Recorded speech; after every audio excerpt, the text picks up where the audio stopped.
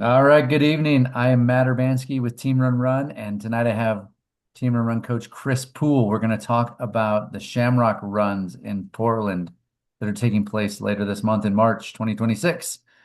We may have some other guests joining in, but we are going to get started talking about the different races, how to do them well, and how to be prepared for all the logistics that happen on race day on a big race like this with I don't know. What are there, 10, 20,000 people, Chris? Do you know how many people come out for this Y- race? Yeah, so between the 5K, 8K, half marathon, they have a walk and a kids run, they're projecting over 21,000 this year. Wow. All right. So there's some logistics we want to be ready for. But before we dive into race day logistics, let's talk about the actual courses because there are three distinct courses. You're not just like the 5K is not just the first part of the half marathon, for example, right? Right. They have unique courses. Why don't you give us some of the details? Yeah, absolutely. Let's kind of dive into it. So I will kind of go through each of the races. Let me here. I'm doing a little bit of ad hoc, kind of navigating my screens here.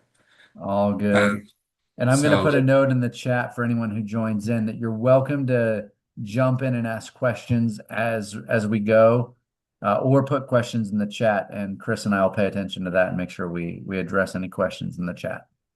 all right. So okay.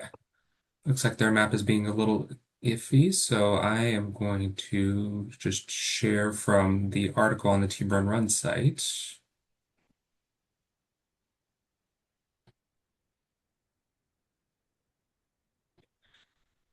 All right, here we go. Awesome. So the first race I'm going to go over is just this. So the half marathon, which is their pretty like that's their iconic event. This is what they've built kind of their legacy over the past few years of this is the big race that people want to come out and run. It goes up all over the Terwilliger Hills in southeast Portland. Um, and so yeah, so as you can kind of see, the elevation's cut out a little bit here, but it starts out with some pretty flat, just a flat and out and back into the old industrial area, Northwest District, Chinatown of downtown Portland. You're going to go out a little bit, turn around and come back. And then as you come back, you'll go cross the starting line again, and then make your way kind of down south up Barber. As you kind of go up, the elevation is going to increase a little bit gradually. And so there's going to be just a little bit of just kind of the elevation gain you're going to kind of hit there. And then really kind of where I want to call out here is from mile 7 to mile 8, that's going to be the biggest part or the biggest hill of the course. And so once there's going to be a turnaround, as you can kind of see this little kind of turnaround point right here. Um, you're going to go down Capitol Highway or go down Barber, make a left on Capitol Highway, and then from there you're going to see kind of the big incline right here. And so that's going to be, what did I say, 130 feet for about a quarter mile, and then you go make a right up onto Terwilliger, and then you're going to go up this another little bit of significant elevation gain to get to 500 feet, which is the excuse me highest point of the course, right before the mile 8 marker. Um, and then you start to make your way down kind of as you go through the hills. And so, kind of what I tell my athletes that are running this is you're going, the burn's going to be there. It's going to hurt, but make sure that you kind of gauge your effort, you pace yourself and run through the top of that hill because you're going to feel much better running through it and running like just running straight on onto the path versus taking a stopping break, letting that lactic build up a little bit before going again. So, um, yeah, and so yeah, a lot of these notes right here, like really, it's going to be just riding like Terwilliger. You're going to be hitting a little bit of a downhill, a bit of an uphill, and then yeah, you're going to kind of ride the downhill once you go past the gardens. Past Dunaway Park, and then as you make your way back down towards the finish line, which is going to be between these two bridges right here. Um, it's going to be pretty speedy, but also you're still going to have another 2.5, 3 miles of running. So I made the mistake my first year running the Shamrock Run of I started gunning it a little too quickly. I got I was just gassed by about 3/4 of a mile left and did not have the best finish going in. And it was a rainy day, so it was kind of added insult to injury there. So it was, I always tell my athletes, make sure you kind of pace that right, and then just leave enough. Once you see the finish line, that's when you start to kind of push it. So, um, yeah, kind of the notes of the half marathon in a kind of a quick little nutshell right there. Do you have any recommendations for how people should manage the start? The start looks pretty flat and fast. What do you tell your Yeah. athletes to how to manage that first part? Because obviously, when we look at this graph, there's that massive hill in the middle. But what about the flat first part?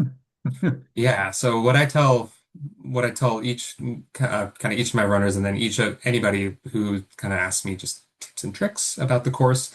Um, First, taking a step back, the atmosphere is going to be electric. I know every single city around the U.S. is going to say we're the best running city in the world, we're the best running city in the country. Portland has its own magic, and so once you hit the starting line, especially with the half marathon this year being the first race of the day, there's going to be a lot of electricity and buzz and just kind of excitement at the start line. And with that, you're going to get, little energy. You're going to get jumpy, uh, and then you might start out a little bit quicker than you want. And so you just kind of go with the flow. You start off maybe 10, 20 seconds. I've had some athletes go 20, 25 seconds faster their first mile and had to tell them, whoa, we got to slow down there. So the thing that I try to hammer in is the first 2 miles where you're going to be just going straight out. This is all flat right here. So this is, yeah, 1 mile to 2 mile, and then 2 miles to 4 miles is all flat. So the first 2 miles should feel like you're almost walking a little bit. You're not going to be walking, but just have that kind of mentality of you don't need to go fast. You want to conserve your energy, but still maintain kind of what your goal pacing is. And so for my athletes, I actually tell them to go maybe 10 seconds per mile slower for those first 4 miles, before you start to make that gradual climb up, into the Terwilliger Hills. And usually, even with these hills, I know last year I had 4 athletes PR, just based off of the conservative pacing, being able to attack the hills, and then having enough to really negative split the downhills once you get to my actually 11.3 to the finish. Nice. Well, that all sounds helpful. Should we move on to the 8K? Is that the order we should go in? Because the race day starts with the half and then moves on to the 8 and then finishes with the 5K, right? That is correct. So yeah, we can Okay. go straight to the 8K. Hey, All right. Chris. Oh, Chris, yes. Hi. sorry. If you don't mind, can I ask a question? Because I'm running a half marathon. So I have a couple questions about the half marathon course. Yeah. So this is my Yeah. first. Oh, by the way, I actually just registered tonight and I tried to join your team. I don't see there's an option to join Oh, your team because there are only I'm five teams for me to choose from. I don't recognize any of those 5 teams. So I signed up as an individual. I don't know why I don't see your team listed there. I think unfortunately joining the teams, the deadline has passed, but But I saw if you 5 teams. They gave me 5 teams. Though I have an option of 5 teams, but I don't know that.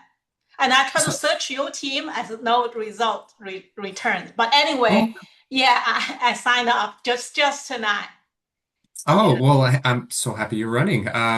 But yeah, I would love to, and you said this is your first time running the half First marathon? time running but I don't know if I can. Do you think I can still join your team? Or it's done. Yeah.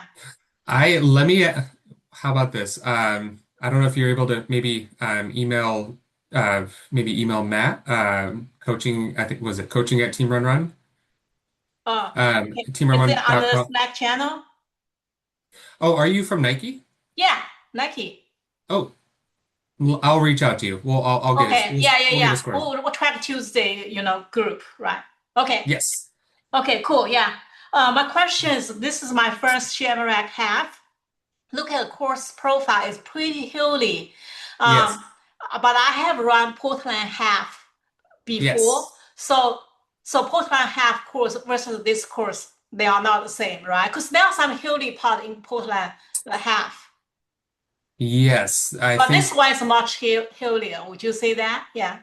yeah, I would definitely say this one's hillier. I think the hill you're thinking of in the Portland half is around mile 9, Mm-hmm. as you're coming out of the east side onto, I forgot what the highway is called. So yeah, this one is definitely hillier. There's more of a gradual build, kind of as you get up to kind of South Barber here and before making your turn onto Capitol Highway. So what I would recommend is definitely like I just mentioned, conserving your pace for the first 4 miles, maybe take it 10 seconds per mile or 15 seconds per mile slower than what you usually would do. Mm-hmm. And then once you get to kind of the top of the hill and once you're around mile 8 to 10, that's when you can start getting into your goal pace. And then once you get to where you're starting to descend down the hill, then you're going to naturally start to get faster and pick up your kind of the times are going to get quicker. So It, uh, sorry, go go ahead. ahead. Oh no, I was done. The hill is really steep, like uphill very steep, downhill very steep. So let's say use Hollister as an example. Is this kind of Hollister from Jenkin to Murray? Kind of, it's like does look like that hill or even hillier than that? Yeah, so I would say from if you're talking Nike, so from the starting line or when you're coming back, if you're going from the starting line going up or going south, that would probably be from Jenkins to Murray. Kind of So like kind that of hill or even steep than that. maybe just a touch steeper. So it would Oh be wow, okay, so wow. similar to that. And then the steepest part, which is probably this little, just little 3/10 of a mile right here. Uh-huh. Think of it as a more gentle LeBron Hill. Wow. Okay. Okay. Wow, that's yeah. Okay. But the good thing is it's over quick. And so if you're able to just focus one step at a time, push through the top of that hill, you will be Uh-huh. able to conquer that hill. Okay, cool. Do you know the nutrition will like they provide on the course? That is one that they were not able to provide for me. They will have aid stations. I do remember they I have try to aid. look at the website. I don't see it's like for example, do they provide gel? What kind of gel they provide? Like what kind of like drink, like water or Gatorade? I couldn't find that kind of information. Yeah, that I can, June, I can get back to you on that. That's Okay. one where Okay. No worry. Yeah. yeah, Yeah. as an ambassador, I could Because I definitely don't know figure if that I out. need to bring my gel, things like that. Yeah. I would, if there's gels that you typically run with that you know you like, I always tell my runners make sure you pack those because when you're running, your stomach is moving around and there's so much going on. You want to make sure that your stomach and just everything that you have with you is what you need. Okay. Um, but yeah, no, yeah. So that's what I would recommend there. I will just Okay. say, while you were talking, Chris, I just at least checked with ChatGPT, and it says water at all aid stations, Gatorade electrolytes at all aid stations, Goo energy chews at one of the half Oh, okay. marathon. Now, this is just what ChatGPT said. It's not From necessarily the totally website. Yeah. reliable. I mean, it looks like their source is, let's see what their sources are. But it's probably pretty basic, I would think. Do Yeah, they do this is like this. every 2 miles or every mile? You just mentioned every mile? It's closer to every 2.5 miles, I Okay. think, for Okay. them. Okay. Yeah. Yeah, so actually, when I see from the Shamrock Marathon site, will there be hydration and energy gels on the course? Gatorade will be available on course at each aid station for the. Oh, wait, why does it say for the marathon and half marathon? Maybe we're not in the right. No, this is Shamrock still. So, oh no, this is. See, that's why you don't always believe ChatGPT. They're talking about the race in Virginia Beach, which is also happening that day. So I'm not sure. Maybe you can find out with your ambassador link, Chris. Disregard what I said. Yeah, June, I can find out that for you. Cool. Okay. Thank you. That's all my questions. Yeah. Awesome. And sorry, you said you're a part of the Tuesday group, right? Yeah. Track Tuesday, Josh. Oh, Yeah. okay. We run Gotcha. multiple times. You know That's me. Yeah. Yeah. I'm I s- just I'm use so want to bad with them. use this as my tune up for the Boston Marathon. Yeah. Oh, super cool. I'm So so bad with names and faces. I'm finally happy I can actually I remember name to a face. So I no, it's I'm so happy you're able to join. Yeah, you know Oh me. yeah, I'm just oh yeah, yeah, it's of clicking now. course. Yeah, yeah, yeah. Okay, cool. Hey Chris, Thank you. before you since June is doing the half, I thought of a couple questions about the half that maybe will help June. I'm curious about with 21,000 people across all these races, how crazy is the start line? How do you position yourself in the corrals? You know, like based on what you think you might run, or how should June or anyone else navigate the starting line of a busy big race like that? Recommend is definitely do you have a goal time in mind, June?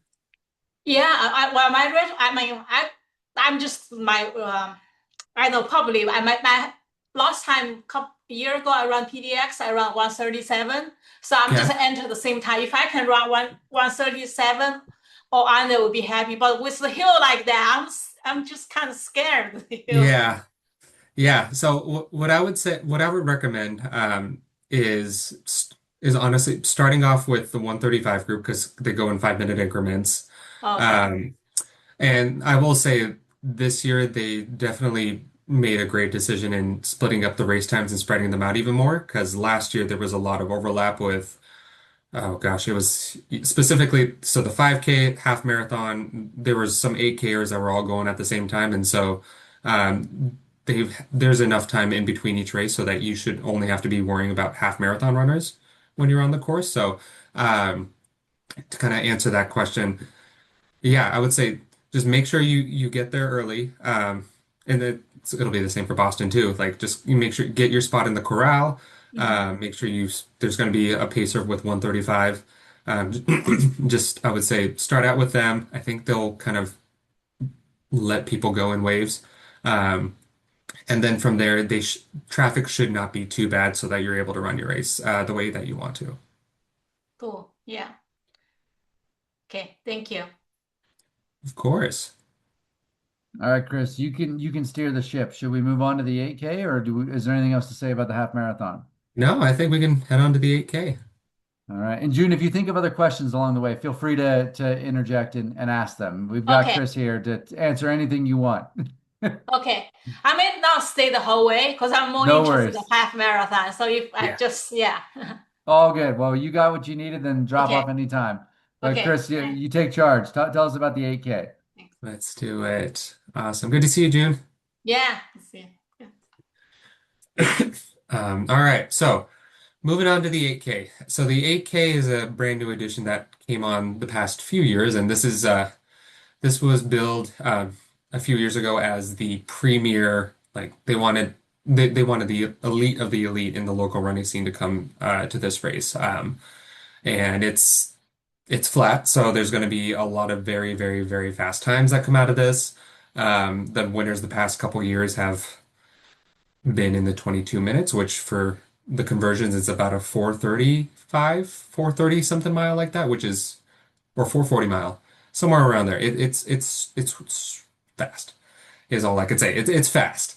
Um, and as you can see here, the course profile, it's it explains it all. It's maybe a foot or two of an elevation gain.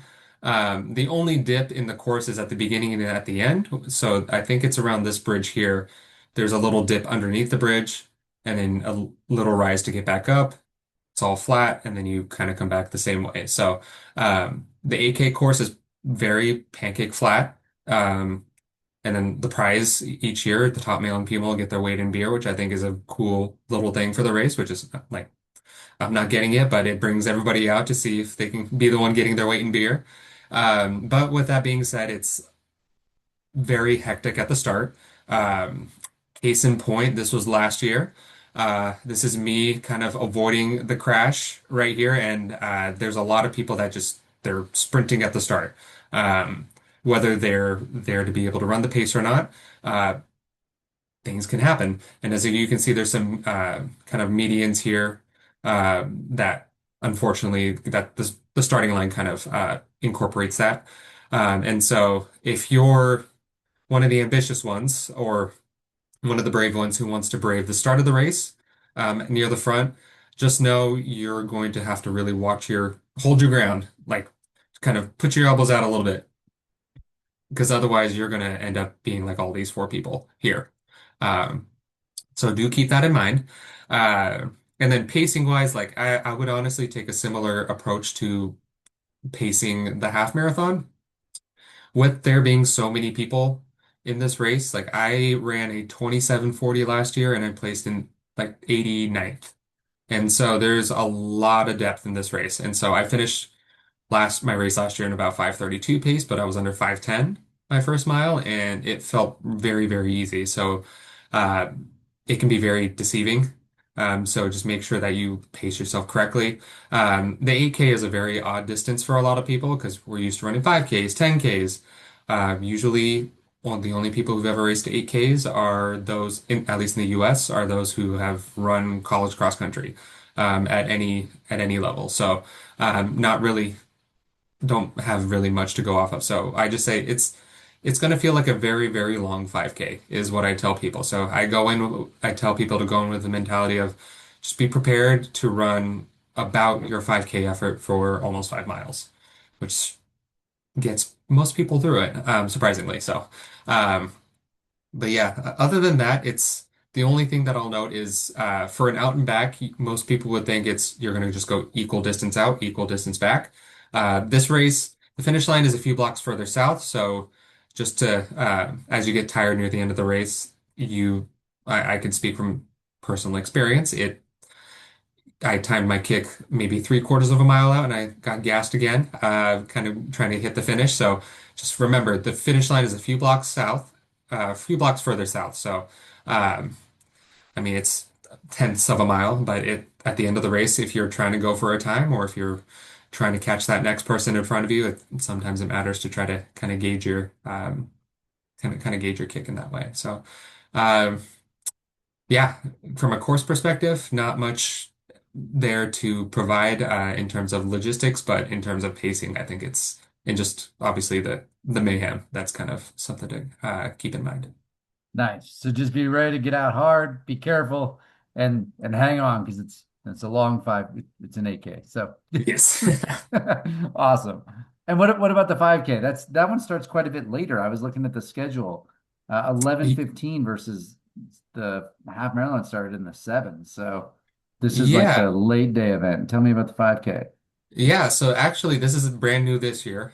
So the 5K used to be the first race of the day. So this used to start at I think probably 7:45, so 7:30, 7:45, kind of when the half marathon started. So um yeah, so so they changed the time, so it's definitely later. Again, the race management, they wanted to really spread things out, not only for traffic congestion, but also the past couple years, like the train station in downtown Portland's very close to the start, and so there were runners who unfortunately got caught behind trains as the races were going on, which is a bummer, but they can't do much about the trains. And so this was their way to actually correct course and be able to make sure that all runners had kind of the run that they wanted to. Um, so that was the first change. The second change is they changed the course. So before, actually, let me see if I can get to the course. Okay. Awesome. So previously, the course actually, so it's starting and ending at the same spot here in downtown Portland, but previously it would actually go south on Barber and then come back down this way. It was still fast. There would always be a lot of people running it, but there was a lot of elevation because you're going up the same gradual hill that you do for the half marathon and then turning around and coming back down the same way. So just having to deal with just a little bit of elevation, but when you're going that hard in a 5K, it definitely it can feel significant. But this year they decided to go the opposite way, so it's pancake flat. And so you're going to go out about 1.2 miles, and then you're going to come back into downtown. And then the little unique thing here is you're actually, before you finish, you're going to go another half mile past the finish line. and then you're going to go around two city blocks and then come back this way to get to the finish. So a little bit of a different change of scenery for the 5K, but I think it's going to just make for a more enjoyable experience. It's going to be for if anybody's trying to run their 5K PR, I would say this is the route to do it. This is definitely the course to do it. Um, Usually the weather cooperates. Being in the Pacific Northwest, there's always a chance of rain, even when it's sunny. The past few years, it's we've been very blessed on the day with kind of good weather. So yeah, and so yeah, that's kind of And I gotta the ask premise Chris, of the course. the course, when you look at that Strava elevation profile, it looks like there's a big hill at the end, but I also saw total elevation 17 feet. So it's not actually a really big hill, right? Correct. It's not a big hill. It's Because it looks like it in the way with the scale of that graph, but I saw y- 17 feet total. So Yeah, no, for those who are not familiar with Portland, as you get further west, further west, it does t get a little bit hillier as you get into the hills of Portland, but yeah, it's very, very minimal. Like if you go, what is okay. this, 35 to 45, it's just 10 feet. Oh, all right, good. And then you get Yeah, a little assist in the with that little downhill to the finish. So that's nice. exactly. Good. All right. I have questions. I would say we've covered the course as well. Let's just talk some race day logistics and then we can wrap it up. Does that sound all right with you? Yeah, that sounds All perfect. right. I'm interested, like you had said for the half marathon when June was on, make sure you get there early. What does that mean? How early do you need to get there? Yeah. So this is so so what I recommend, so the half marathon starts, just refreshing myself again. Half marathon starts at 7:20. Um, Parking in downtown Portland is not very friendly, or I should say, it, there's not many spots to find parking. That's probably the better way to say it. There are a lot of parking garages. For big events like this, they do tend to fill up very quickly. And so, what I recommend is the night before, just scouting out a few parking garages that are within few blocks of walking distance to the course to be able to just kind of park, just know that you have your car not too far away, and to be able to get there.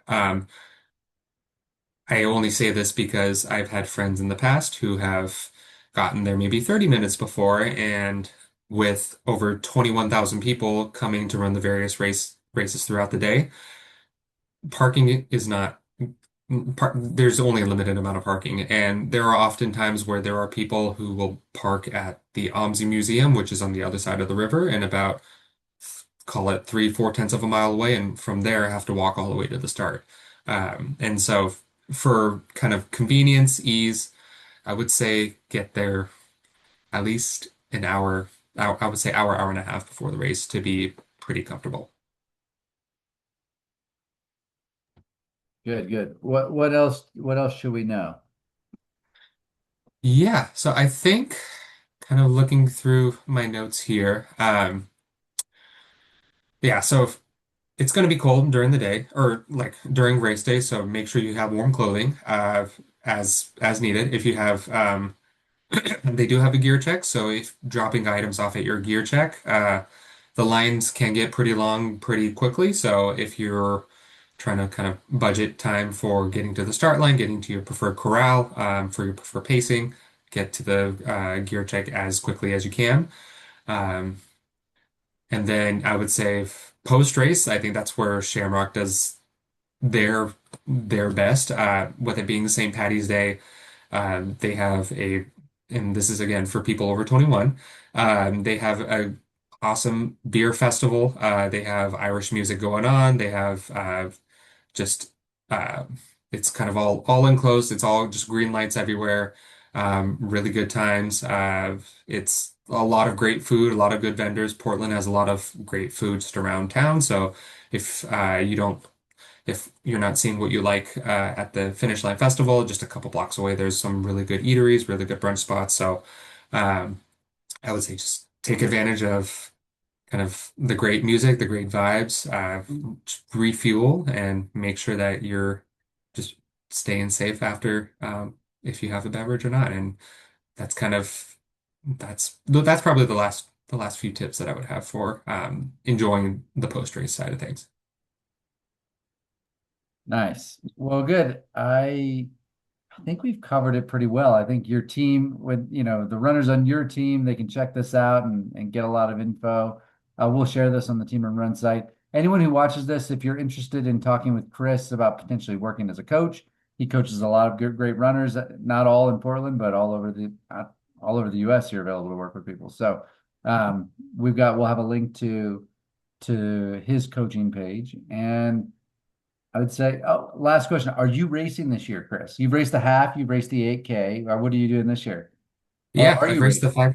Yeah, I'm racing this year. So I've raced the 5K also. I'm doing the 8K again this year. Okay. Yeah, this year I've not going to try and win my weight in beer. That's a little ambitious for me, but I've got some pretty good time goals. I think I'm a little superstitious in them, but I think anything with a 26 in front of it is going to be a good day for me. That's awesome. Well, good luck to you. Hopefully you all, I mean, I looked at the weather forecast for Portland for the next 10 days. It's not quite up to race day, but it's close. We're recording this on the 3rd of March, but it's like 40s and maybe some rain, probably some clouds, as long as it's not too windy. Those are Yes. good conditions for running fast, and you got a flat Oh course yeah. on that 8K, so go get it. Oh, absolutely. Thank you. Yeah. No, yeah, as long as it's not windy, anybody in Oregon, we'll take that. Sounds good. All right. Well, if anyone needs to reach you, Chris, they can catch you. What's the best email, or should they email or hit you up on social? How should people reach you if they want to connect with you? Yeah, so I mean, I'm pretty open book. So email is poolrunninglab@gmail.com, and then socials on Instagram is cpool, Poole runs, and then Pool Running Lab. Perfect. And also on the Team and Run website, you can just search for Poole, Chris Poole. You'll find Chris, and you can reach out to him that way as well. So, all right. Well, Chris, best of luck at Shamrock. Thanks for sharing your intel. Good luck to your team, and yeah, everyone have a good night. Thanks a lot, Chris. Thanks, Matt. All right, cheers. How do I do stop recording? This is going to be on the recording with me saying, how do I stop? Here we go.